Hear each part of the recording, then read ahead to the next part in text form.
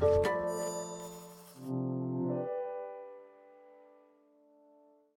a very good afternoon, everyone. We're very grateful for those who've chosen to come this afternoon because we know we're competing with the surf and the sun and the gorgeous nature of Hawaii. So the fact anyone's here is stunning to us, isn't it, Stefan, at this point? So a very warm aloha and mahalo in spades for being here. We hope to make this very fun and interactive. And as mentioned in the title, this is all about solving the problem of VOD in the transplant patient. And we're looking at a very case-based approach with insights on risk, the recognition of the syndrome, and treatment. I think just by way of introduction, I'm from Dana-Farber Cancer Institute in Boston, Massachusetts, and joining me in this live symposium is Stefan Grupp from the University of Pennsylvania and Children's Hospital of Philadelphia in Philly. The following audio is based on a recent live symposium with Dr. Paul Richardson and Dr. Stephen Grupp. This audio is part of a certified educational activity titled Solving the Problem of VOD in the HSCT Patient, Case-Based Insight on Risk, Recognition, and Treatment. To access the entire activity and complete the post-test, please go online to www.peerreviewpress.com/CHT. A printable transcript, slides, practice aids, and other features are also available. So this is the introduction slide, very simply. And what I'm going to bring to your attention here is why do we need to take VOD SOS seriously? Well, I think for those of us who take care of transplant patients day in, day out, that's pretty obvious. At the end of the day, it's a life-threatening complication of transplant, typically characterized by icterus, weight gain, right upper quadrant pain at the bedside is a hallmark symptomatically and clinically when it's elicitable, and of course the presence of ascites, which may require imaging to so confirm. Important to note, however, that anecteric VOD is becoming more of an issue, and we'll be spending a little bit of time on that. Basically, the incidence of VOD SOS varies. It can occur in up to 55% of patients after high-dose alkylator therapy in a particular setting, such as neuroblastoma. However, I think it's important to note the highly variable incidence. It's between 8 and 14% in recent literature and recent studies, and even with Rick Allo from the Israeli series, a very large Israeli cohort of over 220 patients, the incidence in this Rick group was 8.8%. So even in Rick Allo, it can be seen. Now, obviously, we recognize there's a mild to moderate syndrome, but of course the severe disease is what we fear, and that's most associated with multi-organ failure and, of course, an unacceptably high mortality in the absence of effective therapy, and can reach, as I mentioned, in excess of 80% by day plus 100. So a quick snapshot of VOD SOS pathophysiology. I think it's important to note that sinusoidal endothelial damage is the hallmark of the beginning of the syndrome in terms of pathophys. Hepatocellular injury follows, and where this all is derived from is activation and damaging due to conditioning regimen-mediated injury. But what we realize is beyond that, there's a lot more that goes on, particularly in the setting of the allogeneic transplant patient, where the inflammatory components that are intrinsic to that process are also very relevant. And these include inflammatory cytokines such as TNF-alpha, IL-1 beta, and IL-6. This leads to increased expression of adhesion molecules within the microvasculature of the liver and the subendothelial matrix. And this results in upregulation of various processes on the endothelial cell surface. And interestingly, whilst to say the understanding of the inflammatory component to this syndrome has always been challenging, we realize there's the activation of leukocytes that release additional inflammatory cytokines, and this results also in the further digestion of extracellular matrix. And of course, what this then results in is portal hypertension and obviously dampening of hepatic venous flow, sinusoidal narrowing, and then the syndrome itself is declared. Now, this afternoon, we're going to cover the following topics and use very much a case-based presentation to illustrate several important aspects of the syndrome. And essentially what we're hoping to do by doing that is to bring to your attention options for preventative care, practical tools and strategies for recognizing the development of VOD and diagnosis, including, as I mentioned, these increasing numbers of atypical presentations. And then also, Stefan will then bring to the fore effective options for VOD treatment and how to achieve optimal outcomes. So what I'm going to start with, and then Stefan will follow on the therapeutic aspects, is just a real-world approach to assessing risk, preventing and recognizing VOD SOS. And I'm going to start in the spirit of case-based approaches with Michael, who's a 26-year-old gentleman with Philadelphia negative ALL, who achieves complete remission after treatment with a pediatric-based protocol. We're all recognizing this has been an important advance in the adult population to use the pediatric-based approaches. But unfortunately, despite that, he loses remission 6 months after completion of therapy, has great performance status, and then is salvaged with inotuzumab osigomycin, and then prepares for an HLA sibling matched transplant 2 months after his last inotuzumab dose. He receives conditioning with fludarabine, melphalan, and a single dose of thiotepa, and his GVHD prophylaxis consists of tacrolimus and sirolimus. So a couple of interesting discussion points. What are the major features that may increase the potential for VOD SOS development for this patient? Would you consider him high risk? Would using a non-myeloablative conditioning regimen have decreased the potential for VOD SOS? Well, I think in terms of considering this, I turn to Stefan here. Stefan, how would you consider these three features in this particular gentleman?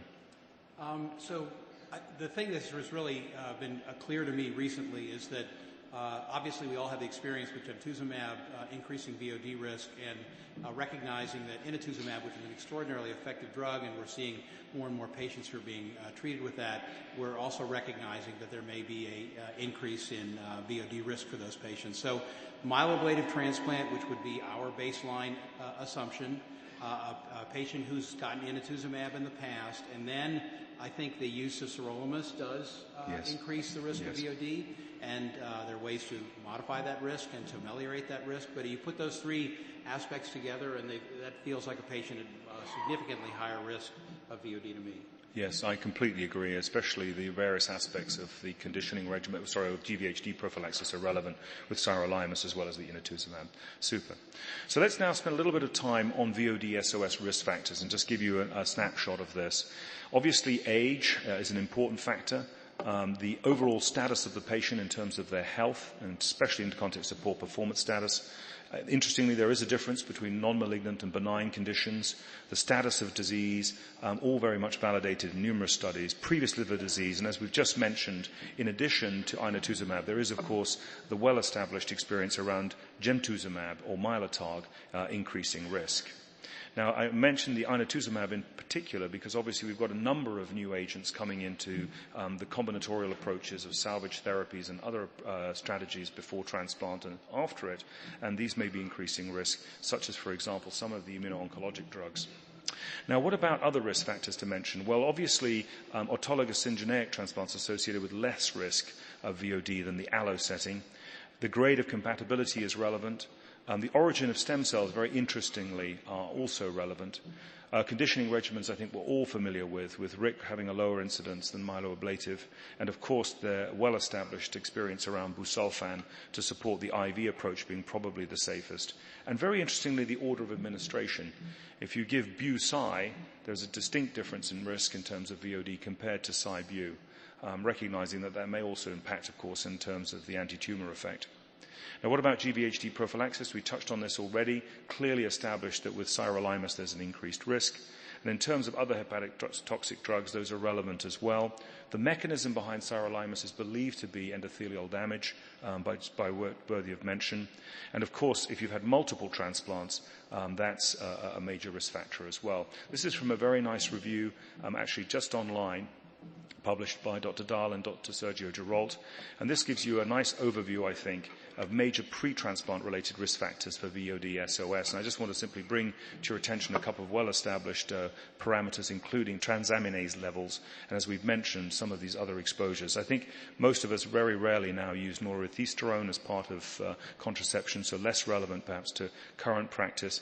A couple of things to mention, though. High ferritin levels are also relevant, and very interestingly, there is emerging data around various genetic factors, which we'll expand on in a moment. And obviously, the presence of jaundice prior to transplant is very relevant in the context of increasing risk. And as I mentioned, the other risk factors from prior treatments. Now, what about major transplant risk factors during the actual transplant itself? We've touched on this already, but I'll simply emphasize the point around GVHD prophylaxis, the high-dose TBI, and of course certain specifics around the myeloablative regimen. Okay, now what about the potential points for intervention in VOD in terms of heading it off at the pass? Well, obviously, as we've mentioned, there are risk factors. There's targeting endothelial cell injury. There's this emerging body of evidence that targeting inflammation in some form may be relevant. And, of course, the later stages of the disease are more challenging. In terms of endothelial cell injury, we're going to Stefan in particular is going to talk about Defib Retired in this setting, also touch on ursodeoxycholic acid, GSH and N-acetylcysteine. We'll talk about that in a moment. In the context of the early beginnings of endothelial damage and sinusoidal endothelial injury, and that rolling into what then becomes the more classical VOD SOS picture, there are a number of agents that have been tested, and we'll touch on these in a moment. And, of course, there's the well-established approaches that we're looking at various antithrombotic strategies, and again, we'll mention those. So what kind of evidence do we have? Well, until the advent of Defib Retired, what do we have available? There was relatively limited efficacy with conventional therapies, and they're summarized here. On the left are the effective studies, or studies that showed effectiveness, and on the right are those studies that suggested an ineffective approach. Now, in that context, the heparin story has been rather mixed. So the results are relatively inconclusive overall, and there is, of course, hemorrhagic risk, but there are no doubt that certain centres use this routinely and do feel that it adds benefit. And I think the best one can say, based upon actual trials that have been performed, is, again, the evidence is mixed. In terms of low molecular weight heparin, here the results, again, have been relatively inconclusive, and hemorrhagic risk has been perhaps more pronounced. In terms of antithrombin 3, prospective studies, unfortunately, have been negative, although the early data for this was really quite interesting. When we move into PGE1, prostacyclins, and into the pentoxifylline space, clearly there is no evidence of clinical benefit. So based on guidelines, actually from the European group, in particular the BSH and British Society of Haematology and EBMT guidelines, they're summarized here. Essentially, there's not suggested for heparin, not suggested for low molecular weight heparin, and the European guidelines also state not suggested for antithrombin 3, I should say, and not recommended for pentoxifylline or prostaglandins. Now, what about ursodeoxycholic acid, which I think many of us like to use? Well, here again, there have been studies that clearly show effectiveness, in particular with less liver toxicity in terms of transaminitis or GVHD, but it's not entirely clear that there's actual prevention of VOD incidence from these studies, and we'll come in a minute to this. In terms of Defib Retired, the studies in prevention have been obviously consistently positive, including the landmark Korbachoglu study for the EBMT published in The Lancet a few years ago. Now let's talk a little bit about ursodeoxycholic acid, because my own personal bias is there is a role for it. And I think that it does succeed in reversing the bile acid pool from being hydrophobic to hydrophilic, and that may be very beneficial. But if you look at the aggregate data, the impact in terms of the meta-analysis is relatively modest. That being said, its use is often used in multiple centres. And if I may, Stefan, at your own centre, how do you approach ursodeoxycholic acid? So we definitely employ it frequently in patients Yes. with high bilirubin. There's no question that it'll make the bilirubin cosmetically better. Whether that actually controls the underlying process is very unclear to me. Yeah. In terms of Defib Retired, basically, just to remind people of what Defib Retired is, it's a first-in-class polydispersed oligonucleotide that's been shown to exert protective effects on the endothelium. It's important to note that the precise mechanism of action of Defib Retired remains to be defined, but we do know an awful lot more than we did about how it works. Essentially, there's the protection of endothelium, the restoration of the thrombotic probabilitic balance in favor of fibrinolysis, and in that same context, there's no major evidence, or certainly no evidence, of systemic bleeding effect in that context. Now, in terms of how it may actually achieve this, there's a decrease of the influx of various inflammatory mediators, very importantly, ICAM1, and most interestingly, heparinase. And as I mentioned, there's this activation of the fibrinolytic system with the downregulation of PI1, the inhibition of tissue factor expression at the cell surface, and the inhibition of VWF release from the cell surface, and concomitantly increased TPA release, TFPI production, and thrombomodulin. But again, not with systemic bleeding risk clearly apparent in numerous studies. Now, in terms of the inflammatory mechanisms, there's been some very elegant work done by Enrique Carreras' group in Barcelona, and I show this. This is actually from a blood paper that's just come out from his group, which he shows very elegantly in these preclinical studies how, in fact, endothelial inflammatory responses are prevented by defibrotide at the cell surface in a variety of model systems, exploring the impact of cyclosporin, for example, and other mechanisms of endothelial stimulation or endothelial stress used in these particular model systems. What they also have demonstrated in the same paper is that defibrotide exhibits antioxidants and other effects, with a specific interaction of defibrotide with the endothelial cell membrane being followed by the internalization through actually macropinocytic mechanisms of defibrotide, which is fascinating and explains why, in part, we're seeing decreased expression at the cell surface of key mediators like heparinase. Rather than seeing it being bound externally, it's actually blocking the actual expression of heparinase on the cell surface, which I think is fascinating and points again to the mechanisms that may be very important in the way defibrotide works in terms of endothelial stabilization and promoting a better thrombofibrinolytic balance. Now, what about the clinical evidence to back this? Clearly there's provocative preclinical evidence for its effect on endothelial cell protection. What about prevention in the context of hepatic veno-occlusive disease, sinusoidal obstruction?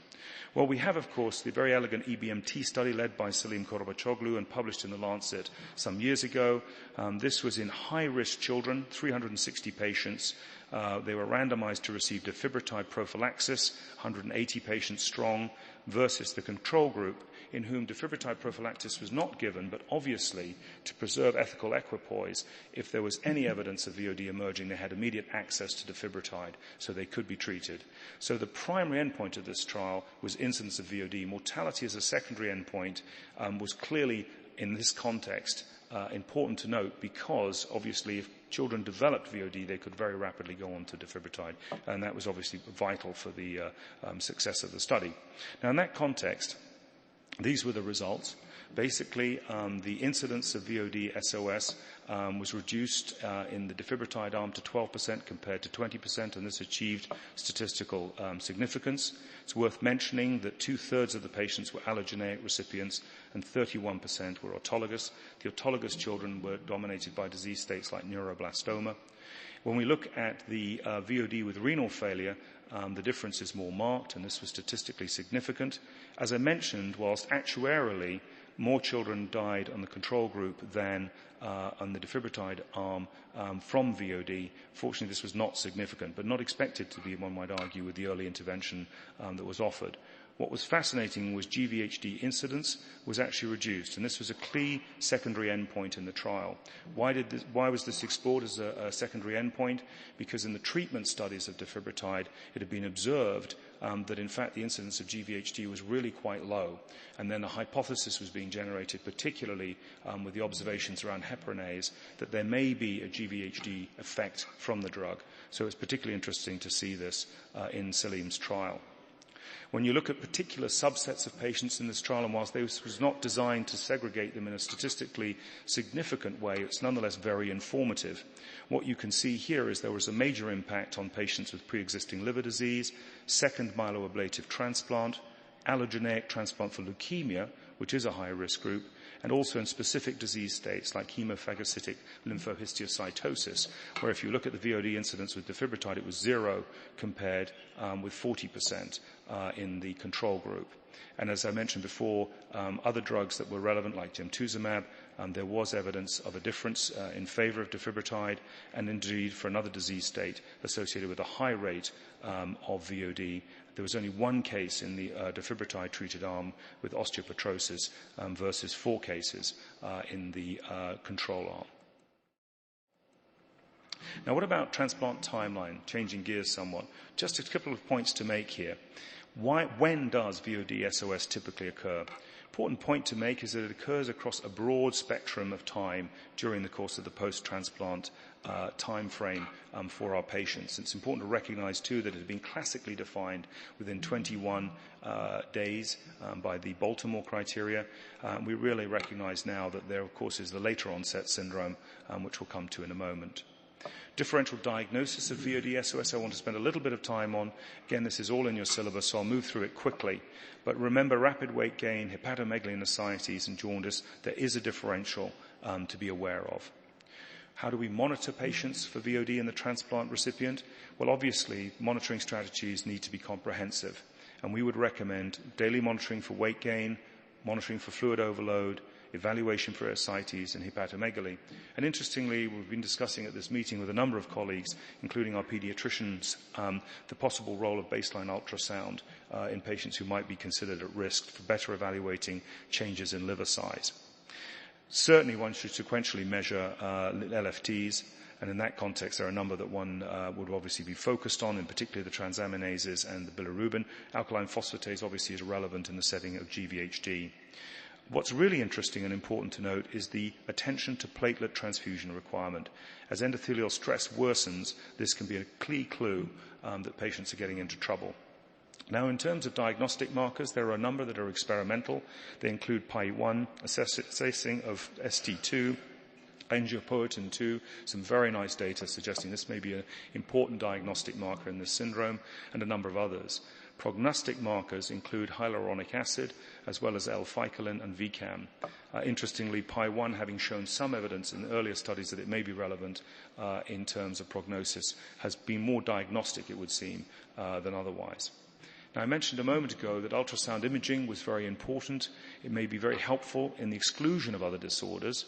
Findings that may suggest VOD include the presence of ascites, recognizing obviously that the acidic fluid can bottom in the pelvic gutter, so it may not be immediately obvious on ultrasound how much or the degree of ascites that you might actually have. I think what's particularly useful, in addition to assessing liver size, is also the presence or absence of venous flow abnormalities. We find that very helpful. There is literature around the hepatic artery resistance index, and obviously an abnormal portal vein form I've already touched on. Just want to show you some examples of how this can be helpful. These are two sequential cases from our dose-finding study. The day 0 here refers to the day of beginning Defib Retired therapy, and as you can see, complete reversal of flow in both of these cases at the beginning of treatment. What we found useful was following the patients across treatment and demonstrating that with treatment their flow normalized. Now, what about liver biopsy? A couple of points to make here. Transjugular approach is obviously key. Percutaneous is contraindicated. Wedged hepatic venous pressure gradient is very helpful. The adequacy of the specimen for VOD diagnosis is important, but obviously please remember that there is always a risk. This is a beautiful picture, courtesy of Howie Shulman, one of the leading pathologists in this syndrome. And basically, Howie shows here elegantly classical veno-occlusive disease, and you can see the abluminal closure, recognizing that this is obviously a beautifully prepared specimen.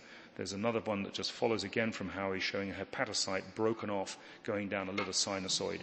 And in that context, these are the classic appearances, but they may be more subtle. So therefore, beware of false negatives. Wedge pressure gradient is really important to appreciate as well. Now, what about diagnostic criteria for VOD? A couple of points to make here, and in the interest of time, I'll move through them quickly.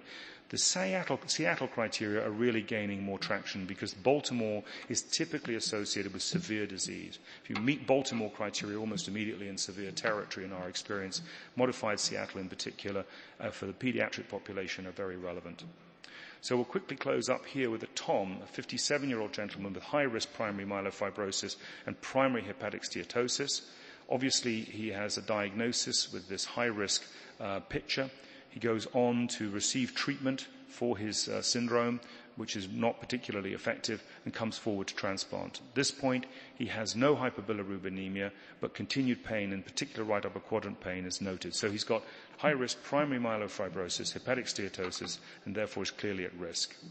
Now, assume a subsequent ultrasound shows reversal of flow. Is this VOD despite an absence of hyperbilirubinemia? So, Stefan, a couple of comments to these questions. Well, I think one of the key points for today, and I think that a lot of the folks in the group are going to recognize this, is that there are these patients who have anicteric or hypobilirubinemia VOD that meet all the diagnostic criteria except bilirubin, and on the modified Seattle criteria meet the definition for VOD. And waiting for that patient to develop either hyperbilirubinemia or some organ dysfunction, the organ dysfunction may actually come before the further elevation in bilirubin, I think is a key problem, and that starting therapy in patients where you know clinically there's no question in your mind this patient looks like VOD, they just don't have the bili over 2. Yeah. Got it. And we'll move through this very quickly, but just to show you evidence to support this, stay vigilant for VOD in the absence of icterus. A number of studies have demonstrated this, and this is a representative example recently published in BBBMT, demonstrating this very nicely with reversal of flow, and yet look at these bilies in association with them, obviously very low. So in some cases, VOD may develop 30 days after transplant. Please note that the Baltimore-Seattle criteria do not account for disease occurring beyond 21 days, and late-onset VOD may be under-recognized in patients undergoing transplant and should be considered in the differential diagnosis, particularly interestingly after high-dose busulfan. And again, in the interest of time, I'll move through this very quickly, but this is an example of late-onset VOD from a 58-year-old gentleman with a history of alcohol consumption. This is in a different patient, CML, day 24 post-transplant. And in the terms of the prognosis of VOD, in terms of VOD severity, I'm going to go through this very fast as well. Multi-organ failure is absolutely key, as signified by oxygen requirement, renal dysfunction, and the presence of encephalopathy. Recognizing encephalopathy is somewhat more difficult to quantify or qualify, therefore oxygen requirement and renal dysfunction remain key. There have been a number of strategies to look at severity more recently and make it more sort of practical. And in that regard, there are a number of grading systems that have emerged, and I think they have value. We've pointed out several here. This is originally adapted from Nelson Chow's very nice review in Blood by Enrique Carreras when he published his BJH review last year. Just simply to bring to your attention the point of the rate of change being probably the most important factor. The impact of severe VOD on survival is well established. This is just a representative example of a retrospective control analysis that we published a couple of years ago showing dreadful outcome. So in terms of conclusions and future directions, I'll just put it to you that VOD-SOS is a potentially life-threatening complication of transplant. Mortality is unacceptably high in the severe syndrome. The uses of RIC do not preclude development of VOD. Pre-transplant assessment is key. Several factors may increase the risk for VOD and therefore should be borne in mind. Preventative measures include a variety of strategies, including the use of agents such as ursodeoxycholic acid, recognizing its limitations, and in the appropriate setting, particularly in Europe, the use of preventative prophylactic Defib Retired actually is now widely used. Now, although the diagnosis of VOD-SOS can be aided by established criteria, these may not capture atypical presentations.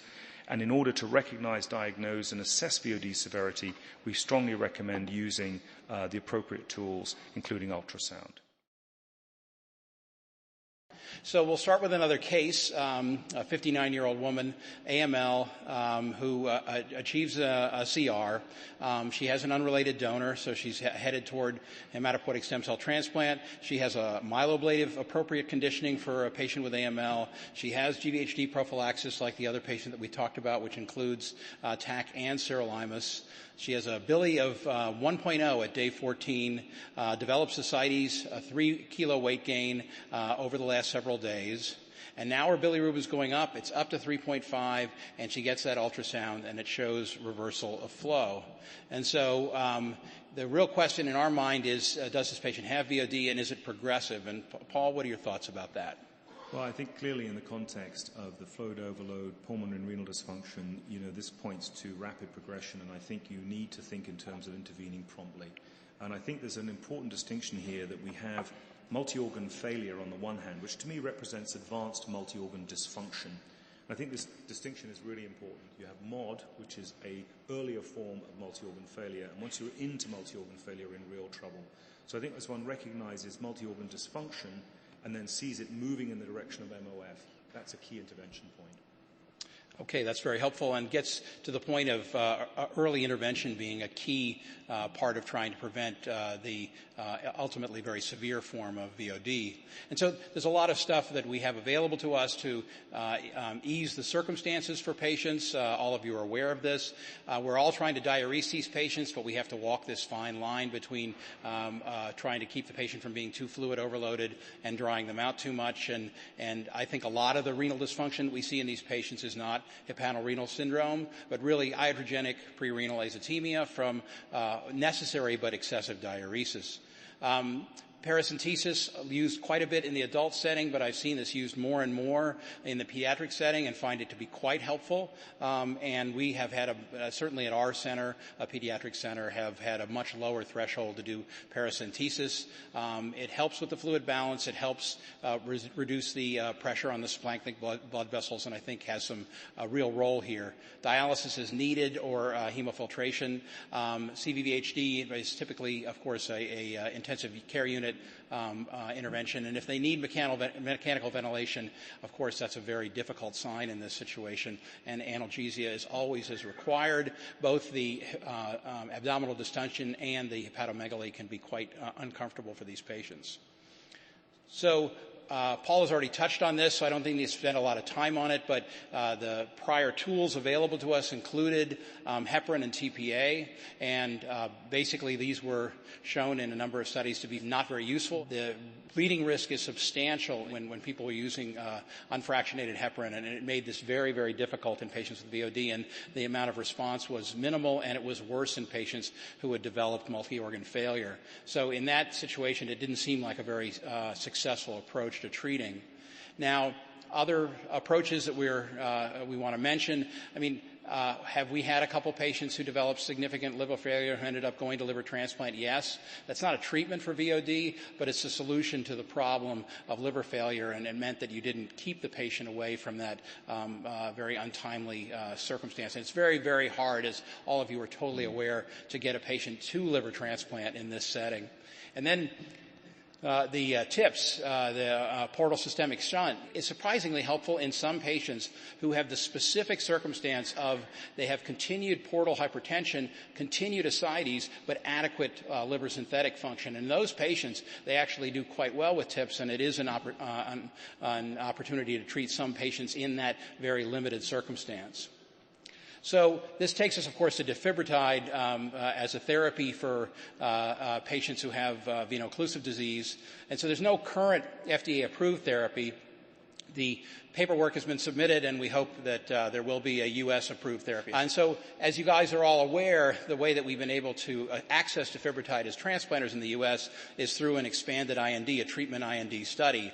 And so that's been assessing the success rate of patients treated in a non-randomized fashion after auto or allo transplant, or interestingly, and I'll briefly touch on this, after chemotherapy, because we do see VOD in some patients who get chemotherapy. After the recording of this symposium, the FDA approved Defib Retired in the United States for the treatment of patients with hepatic VOD with additional kidney or lung abnormalities after HSCT. And so, before we get to the treatment IND, I'll briefly talk to you about the phase 3 study, which is really being used for registration purposes, hopefully with the Food and Drug Administration. And so this was a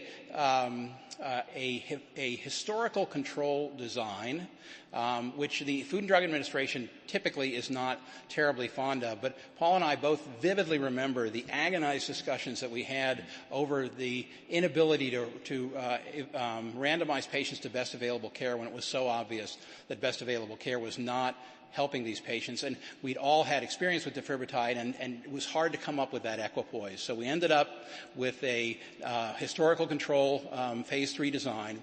So we had 102 patients evaluable who were treated on the Defib Retired arm compared to 32 extremely well-selected patients who provided a contemporaneous historical control. So hopefully they were getting about the same kind of transplants. They were definitely chosen to have the same risk factors. They were winnowed from a very large number of charts. This was done by an external committee. So this particular study design was as careful as it possibly could have been. And here are the results of the study, and I think it's key here to see survival to day 100 as the primary endpoint with an advantage to Defib Retired therapy. So statistically significant difference, and using a propensity adjustment approach, a 23% decrease in mortality, or 23% improvement in survival in these patients with Defib Retired. So I think this was a key finding of this study, and those of us who were involved in it were interested to see this unfold. So we learned that we improved complete response. We improved survival in these patients, and survival was associated with complete response. It was generally well tolerated, and there really wasn't that much difference in adverse events between the treatment and control arms. And of course, the key question that people ask about is hemorrhagic adverse events. And so that was similar between the treatment and control arms. And obviously the confounder here is that you have patients with pretty significant liver synthetic dysfunction and thrombocytopenia who have risks of bleeding. So there's a high rate of bleeding in both arms, but it doesn't seem to be made worse by Defib Retired. So here's another case. And this is a scenario as a pediatrician that's extremely familiar to me. So this is a patient with neuroblastoma who undergoes induction chemotherapy, has a good response, and then is admitted for myeloablative conditioning. And at the time, a lot of the centers, myself included, were using in a non-study fashion the busulfan-melphalan regimen that had been reported by Cyopen as being superior to the standard of care single transplant regimen in the U.S. So we had made that change, but we have seen VOD, and this is exactly the scenario that we're describing here. This young lady has a great time with transplant. She responds extremely well, doesn't have bad mucositis, and grafts promptly, goes home at day 21, which is excellent. But then she comes back to clinic, and she's got significant ascites. She's got hepatomegaly. She has a 12% weight gain. We measure her bilirubin. It's 1. We get an ultrasound, and she has reversal of flow on day 32. So we admit her to the hospital and we start Defib Retired at the standard dose. And her response was very dramatic and very exciting to us, and she had a complete resolution of her symptoms after a 21-day cycle of therapy. So I'll spare Paul this because this is so intensely pediatric, but I can speak to these patients' prognoses, and what we see in patients who have very significant VOD and who recover is that their long-term prognosis is quite good. And then what I will ask Paul about is, we were very ready in the BUMEL context to recognize VOD, and we're prompt to do it even in a patient who is this far out. So from an adult standpoint, would you look at it the same way, Paul? I think now at our institution very much so. We're seeing a very similar pattern, not only from BUMEL type approaches, but also with the use of rapamycin. So this late onset atypical presentation is something that we're seeing more of. And frankly, because we've been so busy in the Defib Retired space for so many years now, our team is very geared towards early intervention, and the protocol criteria allow, obviously, treatment with reversal of flow. And that's a key point as I talk about the treatment IND data, is the evolution toward allowing patients to have access to the therapy much earlier in their disease experience, which I think is actually a really key point. So if we look at the treatment IND, over the last few years, the only means that the transplant community in the United States had access to Defib Retired for VOD, those of you who have been at the business for a while might recall that we were using emergency approval approaches, but we don't do that. We weren't able to do that for a number of years. And so what was interesting is that we backed off. So first it was Baltimore criteria with some evidence of organ dysfunction. And I can remember on the phase 3 trial trying, in an odd way, I hate to say this, hoping that the kid went on oxygen overnight so that I had an excuse to start a study drug on the patient. So we were looking for organ dysfunction, and we would grab anything that would suggest, the creatinine goes up the appropriate amount or any degree of oxygen. So we were trying to do that in the context of multi-organ system dysfunction. And then we backed off to Seattle and modified Seattle criteria, which allow a larger group of patients, and we've removed the need for multi-organ dysfunction or multi-organ failure. And so we're not talking about severe VOD anymore. We're talking about mild to moderate VOD. And a lot of us feel like that starting therapy early is the appropriate thing to do. Exclusion criteria on the study: if the patient was already bleeding significantly, or if they were in the ICU and so unstable that they needed 2 vasopressor medications to maintain their cardiovascular function, they weren't eligible. So those are pretty reasonable criteria. Use of medication that increases the risk of hemorrhage was essentially they needed anticoagulants for some reason other than flushing their catheters. And so we weren't looking anymore at severe VOD, which includes multi-organ dysfunction. We were looking at less severe VOD. And again, looking at survival, complete response, and adverse events. And I'll point out some subtype data, allo versus auto. You can already predict what that's going to show. And there's also been some subtype analysis in terms of looking at pediatric versus adult. And so the patient characteristics, this is a long slide and I'm not going to go through it, but I think the red numbers are interesting. First off, interesting to me as a pediatrician, 41% under 16 and 59% over 16. And believe me, that's not reflective of the number of patients who get transplants and may have something to do with the relative use of myeloablative conditioning in kids. Way overrepresented in this population is familiar to all of us who are in pediatrics is neuroblastoma. That's a real setup for VOD. Many more allos than autos, 88% versus 12%. And then probably also overrepresented in this cohort is patients who've gotten rapamycin or sirolimus as part of their GVHD prophylaxis. And so this is just basically what we're looking at here. I won't go through these data except to show that in the phase 3 trial, we only had patients with multi-organ system dysfunction, but in the treatment IND, we have patients who have with or without multi-organ dysfunction. And over time, you get the sense that there are more and more patients who don't have multi-organ dysfunction, and that's a big chunk of the patients who are actually enrolled on the trial. And at adverse events, I think this is a key point. If you look at both the safety cohort, which includes non-transplant, and the transplant cohort, there are about 29 to 30% of the patients who had an AE that led to drug discontinuation, although interestingly there was a smaller percentage of patients who had treatment-related AEs. And what does that mean? Sometimes people bleed for other reasons and people hold the Defib Retired because they're afraid of the bleeding, which I totally get, but that's really what those numbers probably represent. Update on survival.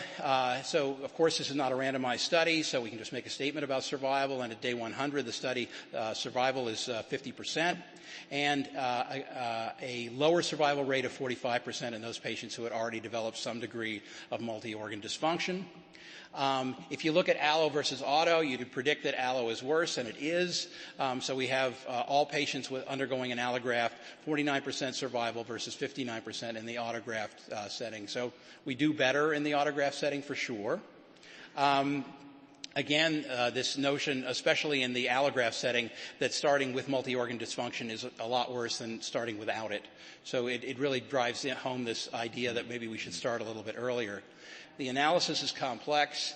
I think what I want to point out to you is this is really an issue of how quickly do you start. And the room has already indicated by voting early on that a lot of folks believe that starting within the first day or two makes sense. And these are the data that support that. And this was not a planned analysis of the study, but something that was performed ex post facto. Study isn't designed to detect this, but essentially there was a statistically significant trend toward improved survival if you started early. And what you see is the blue is good here, and this is a very busy slide. You're welcome to look at it in more detail.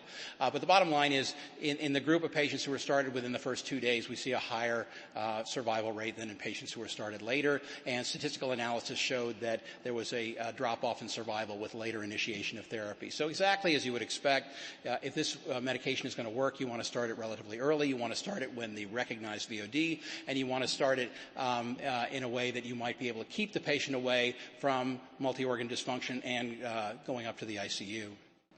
So, interesting side note, and this has been very interesting to me, is that some patients who are getting conventional chemo, not transplant, do absolutely get VOD, but these patients do very well with therapy. So there was a cohort on this study that gave Defib Retired for VOD after chemotherapy, and these patients do well. There's not a comparator arm. We can't say that. But we do see, and my own experience has been that this has been very helpful for these patients. Whether it saves lives, hard to do that analysis. Does it get them to back to their chemotherapy more quickly? I think in my mind there's no question about that. And of course your oncology colleagues have to think of this and say, what is this? and ask for help because they're not necessarily going to have access to Defib in the way that you would. But it is an interesting approach, I think, to be aware that this happens. 6-thioguanine is a classic cause of this, especially in higher doses, and that has sort of interfered with our ability to give IV 6-thioguanine. Have seen several patients with this, but there are a variety of situations where patients get a VOD-like syndrome, look just like your kids in transplant, have the same multi-organ dysfunction, and respond to Defib. So, of course, in conclusions, supportive care remains a primary management strategy for these patients, where we deal with the issue of how dry to keep them, keeping a BUN around 50, making sure that you're having adequate renal perfusion, even as you're trying to push to try to get the fluid out, but you only have access to the compartment that's in the blood and not where actually all the fluid is, and that's a significant problem for diuresis. Heparin TPA, over and over again, really not adequate for these patients. Ursodiol, helpful in reducing the bilirubin. Not clear to me how helpful it is from a prophylaxis standpoint, but as it's a very well-tolerated drug, certainly not an inappropriate drug to start in patients who you might be more worried about VOD. The high mortality that's associated with severe VOD really argues to me that it's worth starting the drug a little bit earlier in these patients. And I think that's a key point that we're trying to talk about today. Defib does improve complete response and also survival to day 100, our primary endpoint. Works in allo, works in auto, with or without multi-organ dysfunction. I think these are key points. There's a higher survival rate if you start early. It's generally well tolerated, toxicity is manageable, and hemorrhagic events happen whether or not you treat the patient with Defib. So one of the key questions that we all struggle with is you have a patient with a hemorrhagic event or who has to have a line placed or some kind of surgical procedure. You stop the Defib appropriately, and then you have the procedure is over, the bleeding has stopped. Do you start it back up again? And I will tell you personally from my own experience that we tend, except in patients who are intensely coagulopathic who've had more than one bleeding episode, we do try to start the Defib again. And Paul, is that your sense as well? Absolutely. In fact, in the protocols, this was clearly outlined that you could hold Defib and restart once you had hemostasis and relative stability. And it's an incredibly important point because obviously if you do discontinue therapy, the outcome can be dreadful in terms of the underlying syndrome. Okay. So current status is orphan drug status for treatment. Prevention is really not an option for us in the U.S. that I'm aware of. It has been given fast track FDA designation at this point in time for treatment, so we're hopefully heading toward FDA approval, but I defer to the company on how that's going to work, and it's already approved in Europe. And with that, I will pass it back to Paul, and we can sort of discuss some of these points again and answer any questions that you may have. Thank you very much. So I'm just going to give you some summaries and final thoughts before we move on to the questions. In terms of being vigilant about VOD, I think this is obviously can be challenging. Knowing the transplant and pre-transplant factors is obviously vital. Please consider modifying risk factors and using pharmacologic prophylaxis, particularly in high-risk patients. And in the context of the multiple tools to diagnose VOD, please watch for atypical presentations. Supportive care with Defib, and God willing, it's hoping for its approval fairly soon, will be emerging as a preferred treatment strategy, and prompt treatment initiation can lead to improved outcomes. So these are key summary final thoughts. We'll leave these up, and we'll now move, if we may, to questions. And I would suggest that Stefan and I will break these apart and ask them. We actually do have time for a number of these questions. I think we can probably answer them all, Stefan. There was just one question I wanted to start with, which was actually from one of the audience members, and that is, you mentioned, Stefan, that there's no planned approval at the moment for prevention therapy in the US. Based upon that, is there a prevention trial? And I can answer that and say, yes, a prevention trial as part of a post-approval commitment is actually planned. And this will be open to both pediatric and adult groups and will be across the United States as well as outside of the US as well. So that was one question. Other questions, Stefan? So I've gotten some really great questions here, and some really that we struggle with using this drug. And let me start with what is a relatively simple question, because I think it's a key point. Do you have to have a biopsy to prove VOD before initiation of Defib? And the answer is absolutely you do not. In the older days when you were looking for a way to get a patient on Defib Retired and you didn't have multi-organ dysfunction, this was a way to get the patient on study. But at this point, I think a biopsy is sometimes useful longer in the course of the disease for prognosis, but in order to actually diagnose VOD, I don't think that's necessary. And Paul, what are your thoughts? I would agree. I think if you have the constellation of clinical symptoms and you have radiological support from ultrasound, it's perfectly reasonable to proceed. I think the issue, of course, is that if you're using a very hazardous treatment with associated side effects that could be life-threatening, that's where, biopsy obviously would be critical in making sure you're doing the right thing. But obviously in the context of Defib Retired being relatively well tolerated with a favorable safety profile, obviously that same necessity is not necessarily there. The other exciting thing is this signal about GVHD, that in fact one of the important parts of the differential would be liver GVH. Well, interestingly enough, Defib Retired does appear to have an effect on GVH, which I think is interesting. Here's another great question.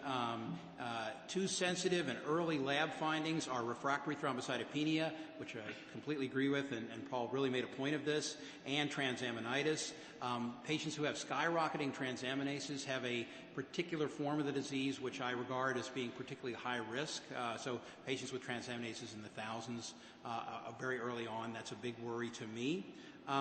And so should they be early diagnostic markers? Well, that's such a great question. Certainly refractory thrombocytopenia has to make you think of VOD. Mm-hmm. The trouble with transaminitis, in my opinion, is that it has so many other potential causes that it's hard to say if that's the only thing you see in the patient and don't have the other signs. Paul, what are your thoughts? Yes, no, I agree. I think that it's very interesting that transaminitis is not necessarily always there. When it is, it's, I think, a bad sign, and it points to tremendous hepatocellular stress. We do think that there's a signal from inflammation that may contribute to it. And for example, we're seeing these immuno-oncologic agents be associated with VOD in the transplant setting, such as some of the checkpoint inhibitors. And interestingly enough, those particular forms of VOD are associated with very high transaminases, and interestingly enough can also be responsive to the inclusion of strategies like steroids. So it's fascinating. Yeah. And we've actually, more out of desperation than anything else, also used N-acetylcysteine in some of the patients with this very odd high transaminase, very early and aggressive form of VOD. And then from the same questioner, and I think this is a key management point, does thrombocytopenia preclude starting Defib Retired as it requires a platelet count over 30? And the answer is it does not.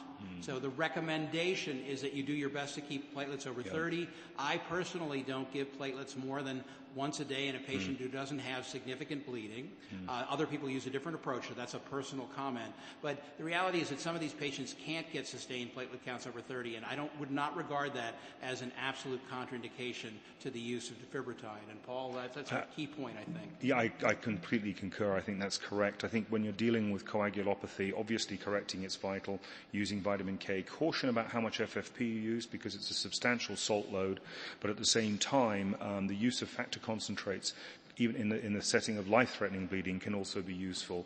A hallmark of VOD is factor VII deficiency. We see that as a characteristic of the syndrome, and sometimes if you're dealing with catastrophic bleeding, the use of factor VII can be life-saving. I was just handed this question, and it caused me to go, because it's such a good question. Is there evidence that the widespread use of ursodiol has confounded the use of serum bilirubin as a diagnostic criterion for SOS? It's not something I've thought about. What do you think, Paul? Well, it's something we have, actually, because people have stopped ursodiol in order to get the bilirubins that they need for eligibility. So I think it's an excellent question. I think the reality is that that's probably true. But I think the fact is that, as the studies say, it's not clear that ursodiol prevents VOD. It may help because it reduces hepatocellular stress, but the fact that it doesn't prevent VOD is the key point. I personally, and there's a question here about it, the use of ursodeoxycholic acid and Defib Retired for prevention, I think is a great question. And I think in the prevention studies, we'll start to see strategies like that emerge. So right now, we don't have a way to use prevention, but as Paul indicated, that may be used Defib Retired for prevention. But I think there's a widespread sense that certainly using ursodiol as prevention is not an unreasonable thing to do. So Here are two questions that have to do with patients who are not responding well to therapy for VOD. And I think we struggle with this. And I'll be very interested in your thoughts about this, Paul. So first off, certainly there's data to address this question. Is there a role for increased dose defibrotide in a patient who's not responding? Yeah, it's a super question. There was a very provocative paper presented at the EBMT last year in Istanbul from the group in Europe where dose increases of defibrotide was associated with an improvement after failure of treatment at the 25 mg per kilo dose.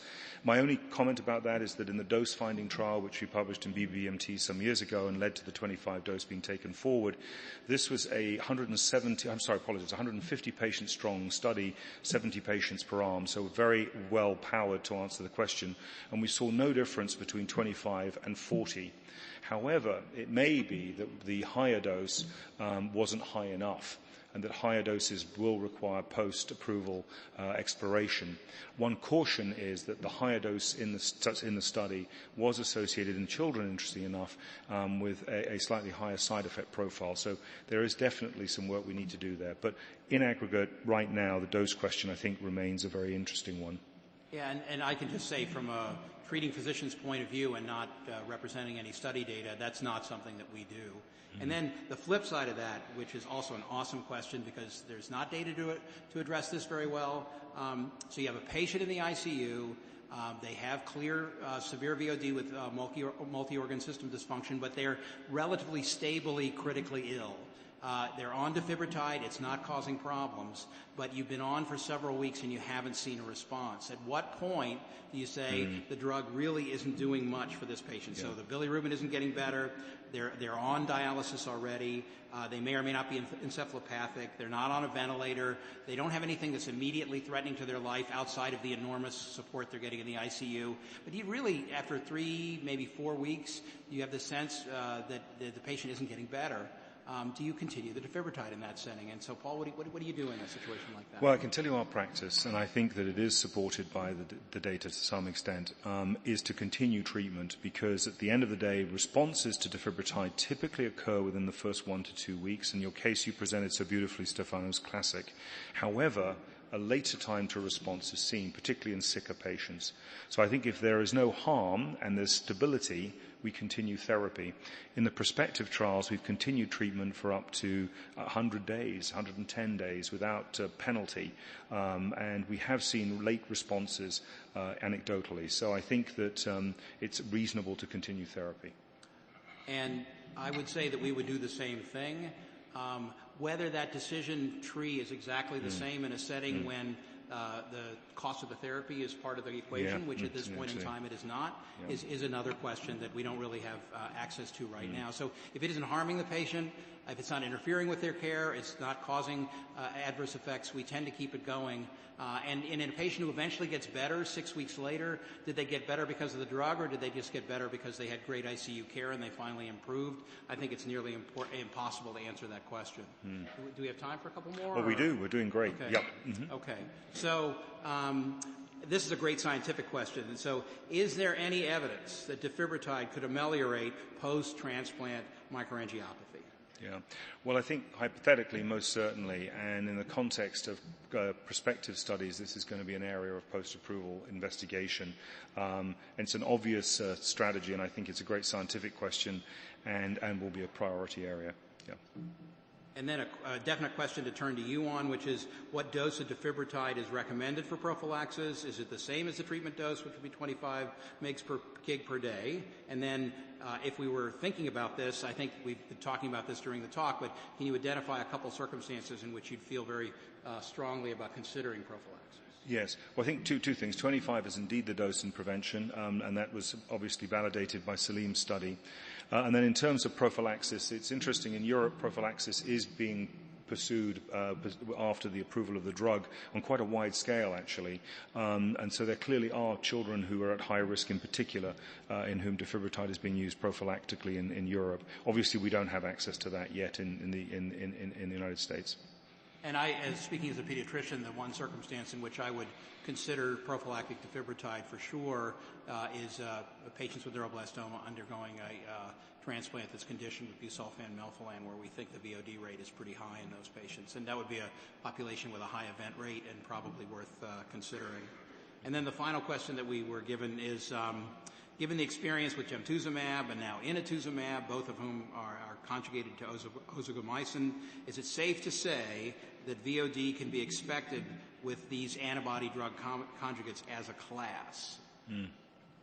I think it's a very important question, and my hunch is, based upon the experience with INO and Mylotarg, is yes, because essentially it's the conjugate, it's the cholikiomycin that's tagged to it that's the offender. It's very interesting you mentioned your case of neuroblastoma prophylaxis. With inotuzumab, we had a recent patient who qualified for the chemotherapy VOD piece of the study. She had inotuzumab plus chemo, got VOD. We treated her with Defib Retired, she had a beautiful response, and then she went to her allo. And the protocol didn't specify when we had to stop treatment. So we just kept treatment going, and she went through her allo and did beautifully. And interestingly, she didn't have a smidgen of GVH. So great case.